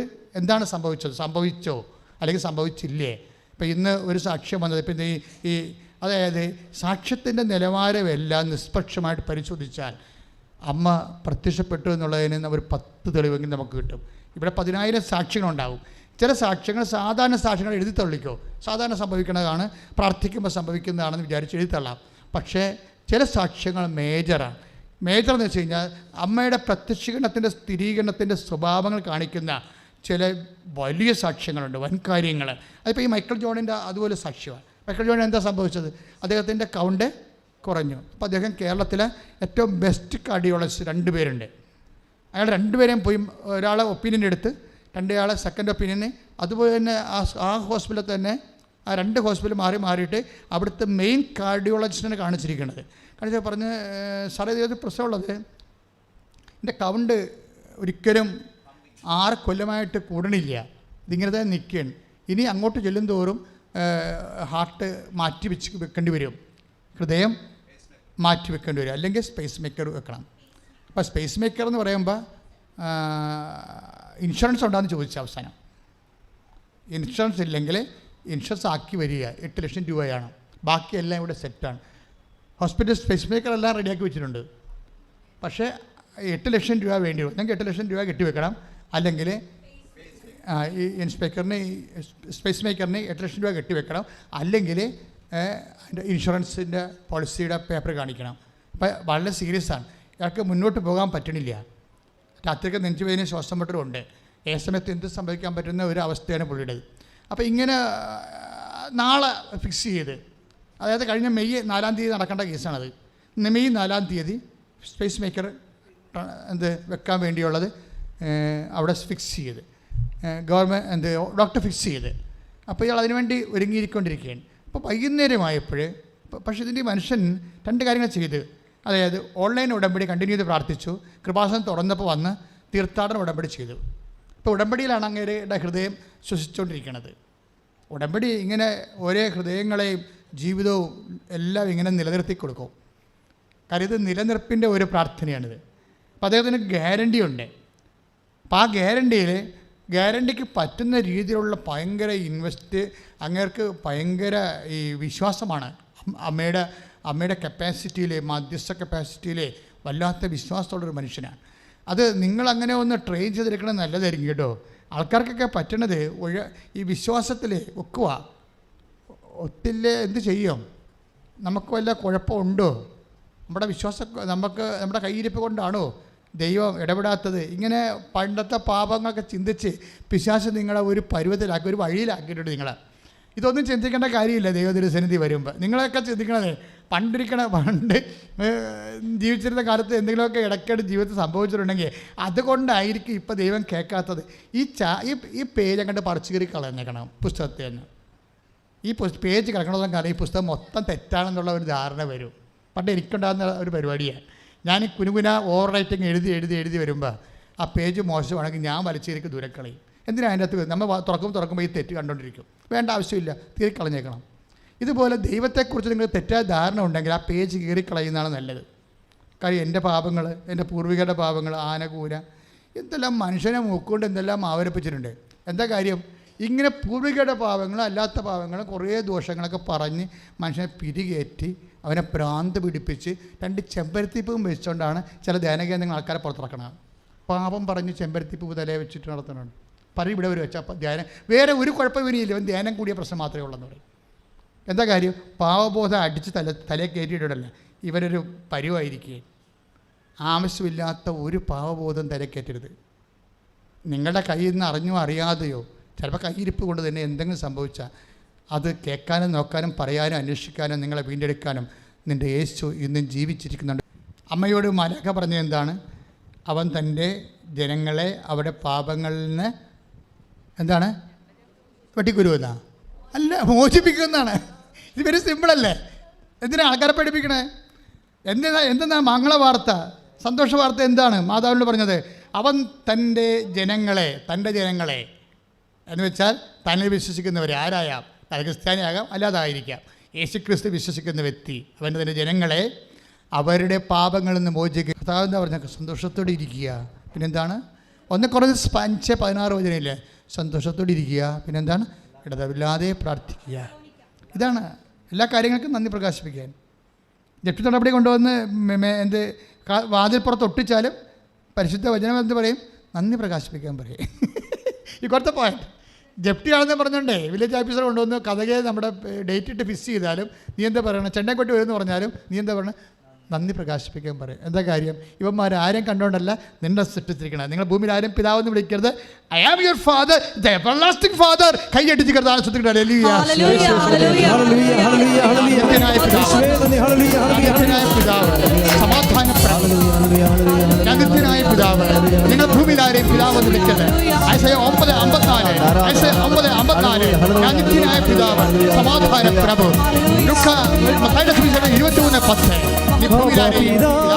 ദൈവമേ അവിടുത്തെ രാജ്യം വരേണമേ, അങ്ങേ തിരുഹിതം ഭൂമിയിൽ എന്നും നിറവേറേണമേ.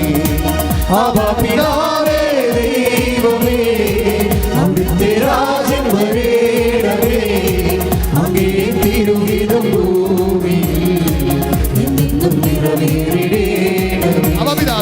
പിതാവേ ദൈവമേ അവിടുത്തെ രാജ്യം വരേണമേ അങ്ങേ തിരുഹിതം ഭൂമിയിൽ എന്നെന്നും നിറവേറിടേണമേ.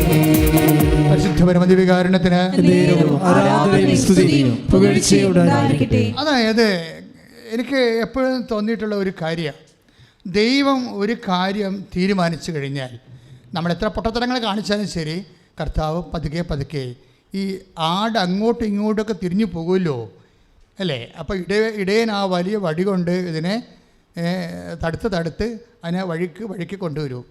ഇതൊരു വഴി നടത്തലാണ്. ഇതുപോലെ ഈ മൈക്കൽ ജോൺ എന്ന് പറഞ്ഞ മനുഷ്യനില്ലേ, അദ്ദേഹത്തിന് നാളെ സ്പേസ് വെക്കുകയാണ്. അതായത് കഴിഞ്ഞ മാസം ഈ മാസം മെയ് 5-ാം തീയതി.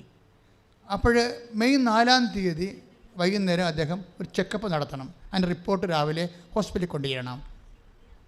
ആ റിപ്പോർട്ട് അദ്ദേഹത്തിൻ്റെ ഈ ലാസ്റ്റ് ECG അങ്ങനെ കുറച്ച് കാര്യങ്ങളാണ്. പിന്നെ അതിൻ്റെ ബ്ലഡ് ഷുഗർ അങ്ങനെ കുറേ കാര്യങ്ങൾ ടെസ്റ്റ് ചെയ്യാൻ വേണ്ടി അദ്ദേഹത്തെ നാട്ടിലെ എപ്പോഴും ടെസ്റ്റ് ചെയ്യുന്ന ഡോക്ടറിൻ്റെ അടുത്ത് ചെല്ലുമ്പോൾ എന്താ സംഭവിച്ചാൽ, അദ്ദേഹം മുറിയിലോട്ട് കയറുമ്പോൾ അദ്ദേഹം മൊബൈൽ ഓഫ് ചെയ്ത് അവിടെ ചെന്ന് ഡോക്ടറോട് സംസാരിക്കുന്ന സമയത്ത് ഇത് അടിക്കരുതല്ല, അതുകൊണ്ട് മാന്യതയ്ക്ക് അദ്ദേഹം ഓഫ് ചെയ്ത് അകത്ത് കയറിയപ്പോഴാണ്, പാർലറിൽ കയറിയപ്പോഴാണ് അവിടുത്തെ ഒരു സാധാരണ വെയിറ്റർ, ഒരു കസ്റ്റോഡിയൻ ഉണ്ട്, അദ്ദേഹം എന്ന് പറഞ്ഞ് വെയിറ്റ് ചെയ്യട്ടോ ഡോക്ടർ ഇത്തിരി താമസിക്കുമെന്ന് പറഞ്ഞു. ഡോക്ടർ ഇത്തിരി താമസിക്കുമെന്ന് വെച്ച് കഴിഞ്ഞാൽ വേറെ ഒരു ഹോസ്പിറ്റൽ വർക്ക് ചെയ്തിട്ട് ഡോക്ടർ അവിടെ നിന്ന് ഓൺ ദി വെയിലാണ്, ഇത്തിരി താമസിക്കുമെന്ന് പറഞ്ഞു. അപ്പോൾ അദ്ദേഹം അവിടെ വെയിറ്റ് ചെയ്യും. അദ്ദേഹത്തിന് ടെസ്റ്റ് ചെയ്യണം, അത്രേ ഉള്ളൂ, ഒരു അരമണിക്കൂർ എടുക്കും. ആ ടെസ്റ്റ് ചെയ്യണ സമയം, അതായത് ഡോക്ടർ വരുന്ന സമയം, ഈ ഡോക്ടറിൻ്റെ സമയം താമസിപ്പിക്കുന്നത് ആരാണ്? അമ്മയാണ്. പിന്നീട് നിങ്ങൾക്ക് മനസ്സിലാകും. ഇദ്ദേഹത്തിന് അവിടെ കൊണ്ടുവന്ന് മൊബൈൽ ഓഫ് ചെയ്യിച്ചതും അമ്മയാണ്. ഇങ്ങനെ നമ്മുടെ ജീവിതത്തിൽ നിസ്സാരമായിട്ട് ചെറുതായിട്ട് ഒന്നും സംഭവിക്കണില്ല. അതുകൊണ്ടാണ് ഈശോ പറഞ്ഞത്, ഒരു നാണയത്തുട്ടിന് 2 കുരുകൾ വിൽക്കപ്പെടുന്നില്ലേ, അതിലൊന്നു പോലും എൻ്റെ സ്വർഗസ്ഥനായ പിതാവ് അറിയാതെ താഴെ വീഴുന്നില്ല. ലൂക്ക 12:6 5 കുരുവികൾ 2 നാണയത്തുട്ടിന് വിൽക്കപ്പെടുന്നില്ലേ, അവയിലൊന്നു പോലും ദൈവസന്നിധിയിൽ വിസ്മരിക്കുന്നില്ല. നിങ്ങളുടെ തലമുടി പോലും എണ്ണപ്പെട്ടിരിക്കുന്നു, ഭയപ്പെടേണ്ട, നിങ്ങൾ അനേകം കുരുവികളെക്കാൾ വിലയേറിയവരാണല്ലോ. അപ്പം നിസ്സാര കാര്യങ്ങൾ പോലും നിരീക്ഷണത്തിലാണ്. വിശ്വാസി, നിൻ്റെ അവകാശം എന്താണെന്ന് അറിയാവോ? 1 പത്രോസിൻ്റെ 3:9 പറയും, അനുഗ്രഹം ഒന്ന് പറഞ്ഞേ, അനുഗ്രഹം അവകാശമാക്കാൻ വിളിക്കപ്പെട്ടവരാണ് നമ്മൾ. നിസ്സാര കാര്യങ്ങൾ പോലും നിരീക്ഷണത്തിലാണ്. You got the point. Michael ജോണിൻ്റെ സാക്ഷ്യം എന്താണ്? അദ്ദേഹം ഡോക്ടറിനെ കാണാൻ വേണ്ടി അകത്തോട്ട് കടന്നു, മൊബൈൽ ഓഫ് ചെയ്തു. ആര് പറഞ്ഞിട്ട്? അമ്മ പറഞ്ഞിട്ട്. ഡോക്ടർ വഴി താമസിച്ചു. ആര് പറഞ്ഞിട്ട്? അമ്മ പറഞ്ഞിട്ട്. എല്ലാം നിരീക്ഷണത്തിലാണ്. ഡോക്ടർ നിരീക്ഷണത്തിലാണ്, രോഗി നിരീക്ഷണത്തിലാണ്. അങ്ങനെ ഓഫ് ചെയ്യപ്പെട്ട മൊബൈലുമായിട്ട് ഇദ്ദേഹം ഡോക്ടറിന് പാർലറിലിരിക്കുന്ന സമയത്ത് പെട്ടെന്ന് ഈ മൊബൈല് ഓട്ടോമാറ്റിക്കായിട്ട് ഓണാകും.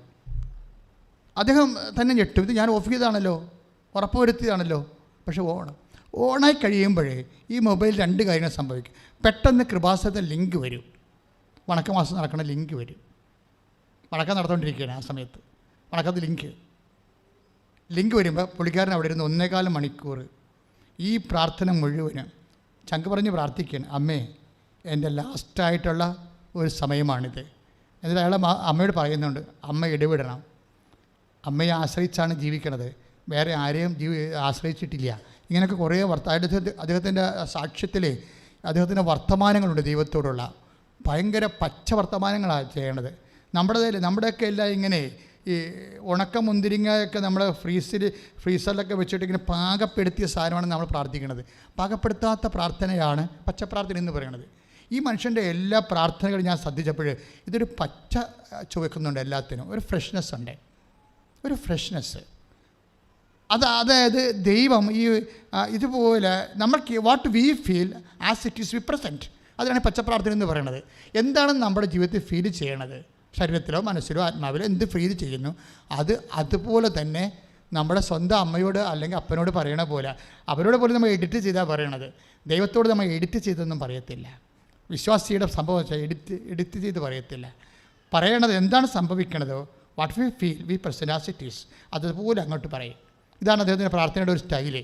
നിങ്ങൾക്കും ഞാനും പണ്ട് നോക്കിയിട്ടുള്ള പ്രാർത്ഥനയാണത്. അതായത് എന്ത് ഫീൽ ചെയ്യുന്നു അത് അതുപോലെ അങ്ങോട്ട് പറയണം. അപ്പോഴത് ഇൻറ്റിമസിയുടെ ഒരു എക്സ്പ്രഷനാണ്. നമുക്ക് ദൈവമായിട്ടുള്ള ബന്ധത്തിൻ്റെ ഒരു ബഹിസ്ഫുരണമായിട്ടാണ് ഇത് വരുന്നത്. അപ്പോൾ അതുകൊണ്ടാണ് ഈ മനുഷ്യൻ അങ്ങനെ പറഞ്ഞത്, അമ്മേ ഉള്ളൂ കേട്ടാ, ഇത് ലാസ്റ്റ് അമ്മ ഇടപെടാൻ പറ്റത്തില്ല, ഞാനില്ല പിന്നെ ആരോട് പറയാനാ. ഇതാണ് സ്റ്റൈല്. ഇങ്ങനെ പറഞ്ഞാൽ പിന്നെ ദൈവം കേൾക്കാതിരിക്കുമോ? അതാണ് പ്രശ്നം. അതോടുകൂടി ഈ ഇതൊക്കെ ഇരുന്നുകൊണ്ട് ഈ 1.25 മണിക്കൂർ എടുത്ത ഡോക്ടർ വരാൻ, 1.25 മണിക്കൂർ ഡോക്ടർ വരികയും വണക്കമാസം തീരുകയും ചെയ്ത ആശീർവാദം. അതാണ് ടൈമിങ് ഭയങ്കര പക്ക ടൈമിങ്ങാണ്. അതിനുശേഷം ഇദ്ദേഹം ഡോക്ടറിനെ കണ്ടിട്ട് നാളെ രാവിലെ പോകും. രാവിലെ സ്പെസിമെൻ വെക്കാൻ വേണ്ടി ചെല്ലും. അവിടെ ചെല്ലുമ്പോൾ എന്നാ സംഭവിക്കണത്? ടെസ്റ്റ് ചെയ്ത് നോക്കുമ്പോൾ ഇയാളുടെ പമ്പിങ് ലെവല് ഒരാൾക്ക് 50 ഒക്കെ മതി നോർമലായിട്ട്, പക്ഷേ ഇത് 70 മാറും. Price the Lord. അതായത് ആദ്യമാണ് 6 കൊല്ലത്തിന് ആദ്യമാണ് സ്പേസ് മേക്കർ വെക്കാൻ മണിക്കൂറുകൾ മാത്രം ബാക്കി നിൽക്കുകയാണ്. ആ സമയത്ത് ഈ മനുഷ്യൻ്റെ പമ്പിങ് ലെവൽ മാതാവ് കൂട്ടും. 40 എന്നുള്ള സംഭവമാണ്. എത്ര വർഷമായി 40 കിടന്ന് മനുഷ്യൻ പേടിക്കണത്. അവസാന നിമിഷം ഇതിനെ 60 മാറ്റും. ഇപ്പോഴേ സാക്ഷ്യം പറഞ്ഞുകൊണ്ട് പോകുമ്പോഴേ എന്തൊരു എനർജറ്റിക്കാണ് ആ മനുഷ്യൻ്റെ അടുത്ത് പറയണത്. അതായത് ഒന്നും അവസാനിച്ചിട്ടില്ല എന്ന് നമ്മളോട് പറയുന്ന ഒരു ജീവൻ്റെ പുസ്തകമാണ് ബൈബിള്. ഒരു ഫയലും ക്ലോസ് ചെയ്യാനായിട്ടില്ല. അത് മുഴുവനും ഇങ്ങനെ പതിച്ച് നൽകിയിരിക്കുന്ന പ്രാർത്ഥനയാണ് ഉടമ്പടി പ്രാർത്ഥന എന്ന് പറയുന്നത്. കാര്യം ബൈബിളിനെ പണ്ട് വിളിച്ചുകൊണ്ടിരുന്ന പേര് ഉടമ്പടി പുസ്തകം എന്നാണ്. ഇപ്പോൾ ഉടമ്പടി പുസ്തകം എന്ന് വിളിക്കുന്നത് കൃപാസനത്തിൽ നൽകുന്ന പുസ്തകത്തെയാണ്, അല്ലേ? പണ്ട് ബൈബിളിനെ വിളിച്ചിരുന്ന പേര് ഉടമ്പടി ഗ്രന്ഥമെന്നാണ് വിളിച്ചിരുന്നത്. എന്ന് വെച്ചാൽ ദൈവവും മനുഷ്യനും തമ്മിലുള്ള ഉടമ്പടിയിൽ വന്നിട്ടുള്ള ചില പോരായ്മകളെ പരിഹരിച്ചുകൊണ്ടാണ് ദൈവം മരിയൻ ഉടമ്പടി തന്നിരിക്കുന്നത്. കാര്യം എബ്രാഹത്തിൻ്റെ ഉടമ്പടി മാധ്യസ്ഥനില്ല, അതുകൊണ്ട് ആ സമയം ലാഗ് ചെയ്ത്. മോസസിൻ്റെ ഉടമ്പടിയിൽ മാധ്യസ്ഥനില്ല, അതുകൊണ്ട് അത് 40 വർഷം എടുത്തു. മരിയൻ ഉടമ്പടി എന്ന് പറയുന്നത് ഷിഫ്റ്റാണ്, പെട്ടെന്നാണ് വിഷയങ്ങൾ തീരുമാനം വരണത്.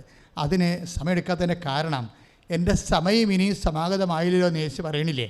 അവർക്ക് വീഞ്ഞില്ല എന്ന് പറയുമ്പോഴേ നമ്മുടെ ഇല്ലായ്മയും വല്ലായ്മയും ഒക്കെ ദൈവത്തോട് പറയാൻ ദൈവം നൽകിയിരിക്കുന്ന അവധൂതികമായിട്ടുള്ള കപ്പാസിറ്റി സീൽഡ് പേഴ്സണാണ് ആര്? മറിയം. ഒരടുക്കള ഉൾപ്പെടെ അടുക്കളയിലുള്ള മനുഷ്യൻ നിലനിർത്തണത്. ഇപ്പോൾ ജോലി ആയാലും കിട്ടിയാലും വീട് കിട്ടിയാലും വിവാഹം നടന്നാലും നമ്മളെന്താണ് ഉദ്ദേശിക്കുന്നത്? മര്യാദക്ക് ഭക്ഷണം കഴിച്ച് ജീവിച്ചു പോകണം, അല്ലേ? അതിൻ്റെ അടിസ്ഥാനം എന്താണ്? അടുക്കള തന്നെയാണ്. അമ്മ നിൽക്കണ അടുക്കളയിലാണ്, മർമ്മപ്രധാനമായ സ്ഥലത്താണ് നിൽക്കണത്, നിന്നെ നിലനിർത്തുന്ന സ്ഥലത്താണ് നിൽക്കണത്. അവിടെ ഉള്ള പോരായ്മ, അത് വിവാഹത്തിൻ്റെ പോരായ്മയായാലും അതുപോലെ തന്നെ വിദ്യാഭ്യാസത്തിൻ്റെ പോരായ്മയായാലും എല്ലാ പോരായ്മകളും അടിസ്ഥാന പോരായ്മയാണ്. ഈ അടിസ്ഥാന പോരായ്മയ്ക്ക് അതിൻ്റെ ഇല്ലായ്മയ്ക്ക് അതില്ല എന്ന് പറയാൻ ദൈവം ചുമതലപ്പെടുത്തിയ ഒരാളാണ് മറിയം. ദൈവം ചുമതലപ്പെടുത്തിയ ഒരാളാണ്. അതെന്താ കാര്യം വെച്ചാൽ ദൈവത്തിൻ്റെ ആ ചുമതല നമുക്ക് മനസ്സിലാകണത് മംഗളവാർത്ത എന്നാണ് അത് മനസ്സിലാകണത്. അങ്ങനെ ദൈവചുമതലയുള്ള ഒരാളാണ് ഈ നമ്മൾ ഈശോയും തമ്മിലുള്ള ഉടമ്പടിയുടെ മധ്യസ്ഥയായിട്ട് നിൽക്കണത്. അതുകൊണ്ടാണ് ശരിക്കും വിശ്വസിച്ച് ചെയ്യുന്ന ആൾക്കാർക്ക്, അല്ലെങ്കിൽ ഉടമ്പടി ഉഴപ്പാതെ ചെയ്യുന്ന ആൾക്കാർക്ക് കൃത്യം ആ ടൈമിന് തന്നെ മറുപടി പറയാൻ കാര്യം. ചില ആൾക്കാർ ഉടമ്പടി ഉഴപ്പുന്നുണ്ടല്ലോ. ഇപ്പോൾ ഇന്നലെ ഈ ദിവസങ്ങളിലെ അനു എന്നും പറഞ്ഞ് അബുദാബി, നിങ്ങൾ ആ സാക്ഷ്യം കേട്ട് കാണാം, അല്ലേ? കൃപാസനം കുഞ്ഞിനെ കാണാൻ, കൃപാസനം മാതാവിൻ്റെ കുഞ്ഞിനെ കാണാൻ എല്ലാവരും വന്നു. ആശുപത്രിയിൽ തൊട്ടിൽ കണ്ട് പ്രാർത്ഥിച്ചു പോയെന്നൊക്കെ പറഞ്ഞുകൊണ്ട് പെണ്ണ് സാക്ഷ്യം വന്നിട്ടുണ്ട്. അനു എന്നവരുടെ പേര്. അവർ മാത്രമല്ല, അവരും ഭർത്താവ് ആ കുഞ്ഞും കൂടിയാണ് വന്നത്. അവർക്ക് ഒരു കുഞ്ഞുണ്ടായിരുന്നു നേരത്തെ, അതിപ്പോഴും ഉണ്ട്, ഒരു കുഴപ്പമില്ല. അവർക്കൊരു കുഞ്ഞിനെ കൂടി വേണം. അതും പിന്നെ ജോലി പ്രശ്നം, ഇങ്ങനെ കുറേ കാര്യങ്ങൾ അവർ ഉടമ്പടി ചെയ്യണത്. ഈ അനു ഉടമ്പടി ചെയ്യുമ്പോൾ എന്താ അനു പറയുന്നുണ്ട് ഉടമ്പടി ചെയ്യുമ്പോൾ എന്താ സംഭവം? അവരാദ്യം ഉടമ്പടി ചെയ്തിട്ട് അവർ പറഞ്ഞു ഞാൻ ഉടമ്പടി ഉഴപ്പി. അവരുടെ സ്വഭാവത്തിലുള്ളതാണ് എല്ലാം ഇങ്ങനെ ഉഴപ്പി, ഓരോ കാര്യം തുടങ്ങി വെക്കും പിന്നെ ഉഴപ്പും. ചില ആൾക്കാർക്ക് അങ്ങനെ ഉണ്ടല്ലോ, അവരുടെ സ്വഭാവത്തിലുള്ളതാണത്. ചില സമയത്ത് ഇങ്ങനെ ആരംഭശൂരത്തിന് കുറേ പള്ളിയിൽ പോവുകയും പ്രാർത്ഥിക്കുകയും ചെയ്യും, അതിൻ്റെ ഉഴപ്പും. പിന്നെ ഒരു ആരംഭശൂരത്തിൽ പൊടിവ് പ്രാർത്ഥിക്കുക തുടങ്ങും, പക്കായിട്ടൊക്കെ ചെയ്യും, പിന്നെ ഉഴപ്പും. ഒരു ആരംഭശൂരത്തിന് വീട്ടിലെല്ലാം ക്ലീൻ ചെയ്തൊക്കെ വെക്കും. അത് 2 ആഴ്ച കഴിയുമ്പോൾ പിന്നെയും പഴയതുപോലെ വീട് പിന്നെയും അടിക്കലും തൂക്കലും ഒന്നും ഇല്ലാതെ ഉഴപ്പും. ഈ ജന്മനായ രക്തത്തിൽ കിടക്കുന്ന ഉഴപ്പാണ് ഇവർക്ക്. അതായത് അത് കാരണം ഇവർ അതുപോലെ തന്നെ അവർ ഉടമ്പടി എടുക്കുമ്പോഴേ ഒന്ന് ശ്രദ്ധിക്കണം. എനിക്കത് ജന്മനാ ഉഴപ്പുള്ള ആൾക്കാർ അവരത് അംഗീകരിക്കണം. എനിക്ക് ജന്മനാ ഉഴപ്പുള്ളതാണ്. ഈ ജന്മനാ അന്ധൻ എന്നൊക്കെ ബൈബിളിൽ പറയില്ല. ജന്മനാ മുടന്തൻ, ജന്മനാ അന്ധൻ എന്നൊക്കെ ബൈബിളിൽ പറയില്ല. അതുപോലുള്ള ഒരു സാധനമാണ് ജന്മനാ ഉഴപ്പൻ.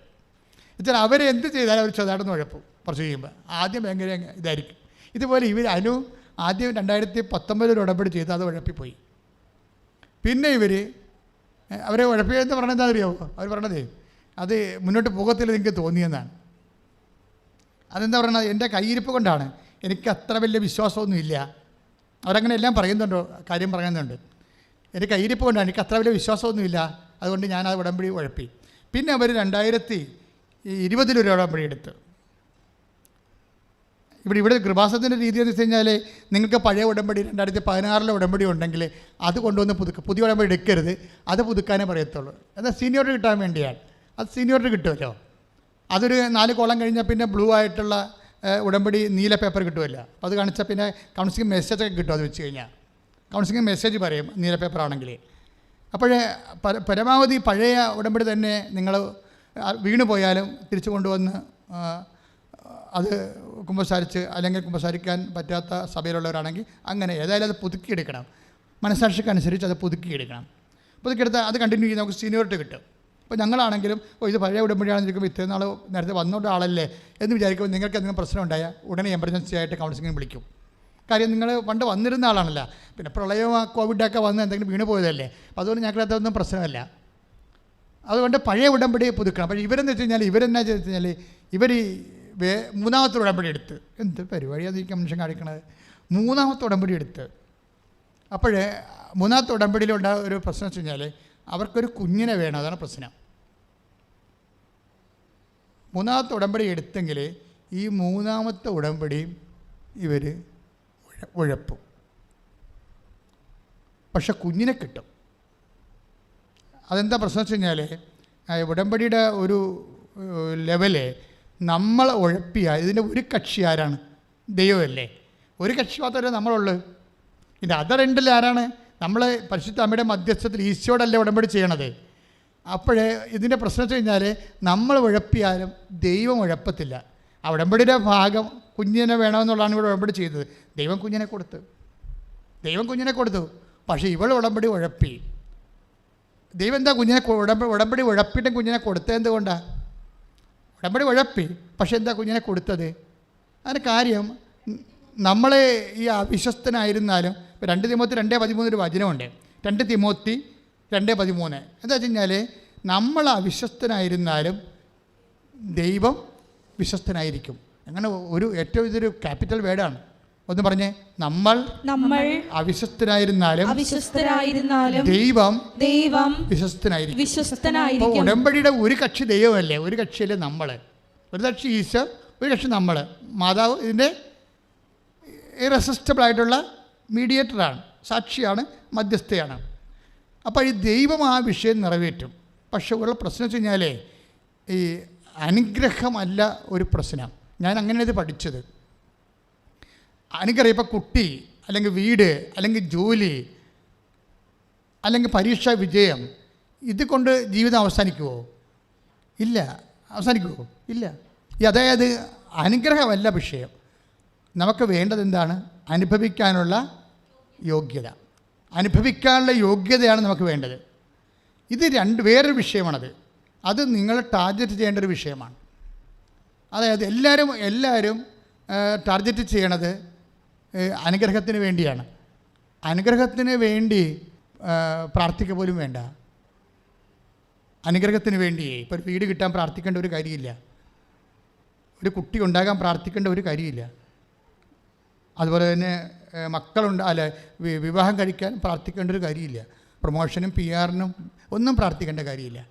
ഇതെന്താ കാര്യം വെച്ച് കഴിഞ്ഞാൽ ഇതൊക്കെ ജനറ്റിക്കൽ ബ്ലെസ്സിങ്സിലുള്ള പാക്കേജാണ്. ദൈവം ഉടമ്പടി കൊടുക്കുമ്പോൾ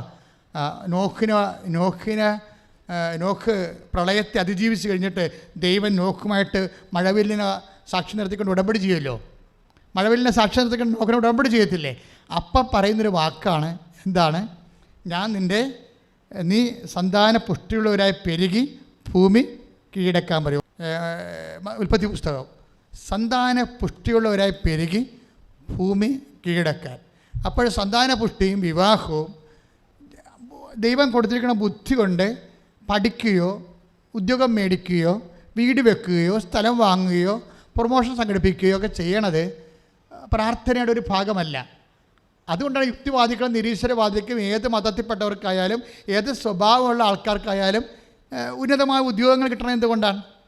ഇതൊന്നും പ്രാർത്ഥനയുടെ ഭാഗമല്ലാത്തത് കൊണ്ടാണ്.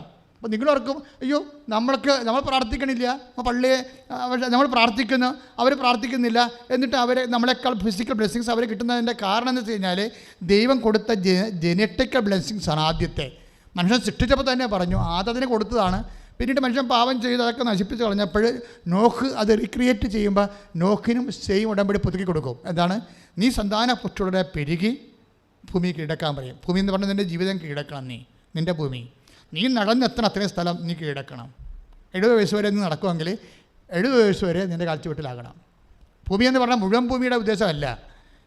നീ നടന്നെത്തേണ്ട ഭൂമി ഉണ്ടല്ലോ, 49 വയസ്സ് നിനക്കുള്ളെങ്കിൽ 49 വയസ്സ് വരെ നടത്തേണ്ട ജോലി അത് നീ കീഴടക്കണം. അത് വിദ്യാഭ്യാസം കൊണ്ടെങ്കിൽ വിദ്യാഭ്യാസം, അതുപോലെ തന്നെ വ്യവസായം കൊണ്ടെങ്കിൽ വ്യവസായം കൊണ്ട് ആ ജീവിതം നീ കീഴടക്കണം. അത് ഇതിൻ്റെ ഈ ബ്ലെസ്സിങ്സ് എല്ലാം കച്ചവടത്തിനും വ്യവസായത്തിനും വ്യാപാരത്തിനും കുട്ടികളുണ്ടാക്കാനും അവർ വളരാനും അവരെ പഠിപ്പിക്കാനും ഒക്കെ എല്ലാം ജനറ്റിക്കൽ ബ്ലെസ്സിങ്സ് ഓൾറെഡി ഉണ്ട്. നമ്മൾ അപ്പോൾ നിങ്ങൾ ചോദിക്കും അങ്ങനെ അനുഗ്രഹത്തിന് വേണ്ടി പ്രാർത്ഥിച്ചില്ല പിന്നെ എന്നത്തിനാണ് പ്രാർത്ഥിക്കേണ്ടത്? എന്നത്തിനാണ് പ്രാർത്ഥിക്കേണ്ടത്? ഈ അനുഗ്രഹം അനുഭവിക്കുക എന്നുള്ളത് നമ്മുടെ കയ്യിലുള്ള സംഭവമല്ല. പറഞ്ഞാൽ മനസ്സിലായ? ഈ അനുഗ്രഹം കിട്ടിയിട്ട് കാര്യമില്ല, അനുഭവിക്കണ്ടേ? ഇപ്പം 54 വയസ്സുള്ള ചേർത്തി ഒരു കുഞ്ഞിനെ പ്രസവിച്ചെന്ന് പറഞ്ഞില്ലേ, എന്താ കാര്യം? അവരുടെ കുട്ടി 21ാമത്തെ വയസ്സിൽ മരിച്ചു പോയിട്ടാണ്. അപ്പോൾ അവർ ഭർത്താവും ഭാര്യയും തകർന്ന് തരിപ്പണമായി. ഒരു കുഞ്ഞല്ലേ ഉള്ളൂ, ഒരു കുട്ടിയല്ലേ ഉണ്ട്, അവനാ വണ്ടി ഇടിച്ച് മരിച്ചത്. ഇതെന്താ സംഭവിച്ചത്? എന്തെങ്കിലും അത്യാഹിതങ്ങളൊക്കെ സംഭവിക്കണത് സ്വാഭാവികമായിട്ട് എല്ലാപ്പോഴും അല്ല, ചിലപ്പോഴെങ്കിലും ഉടമ്പടി ലംഘനവുമായിട്ട് പ്രൊട്ടക്ഷൻ പോകും നമുക്ക്.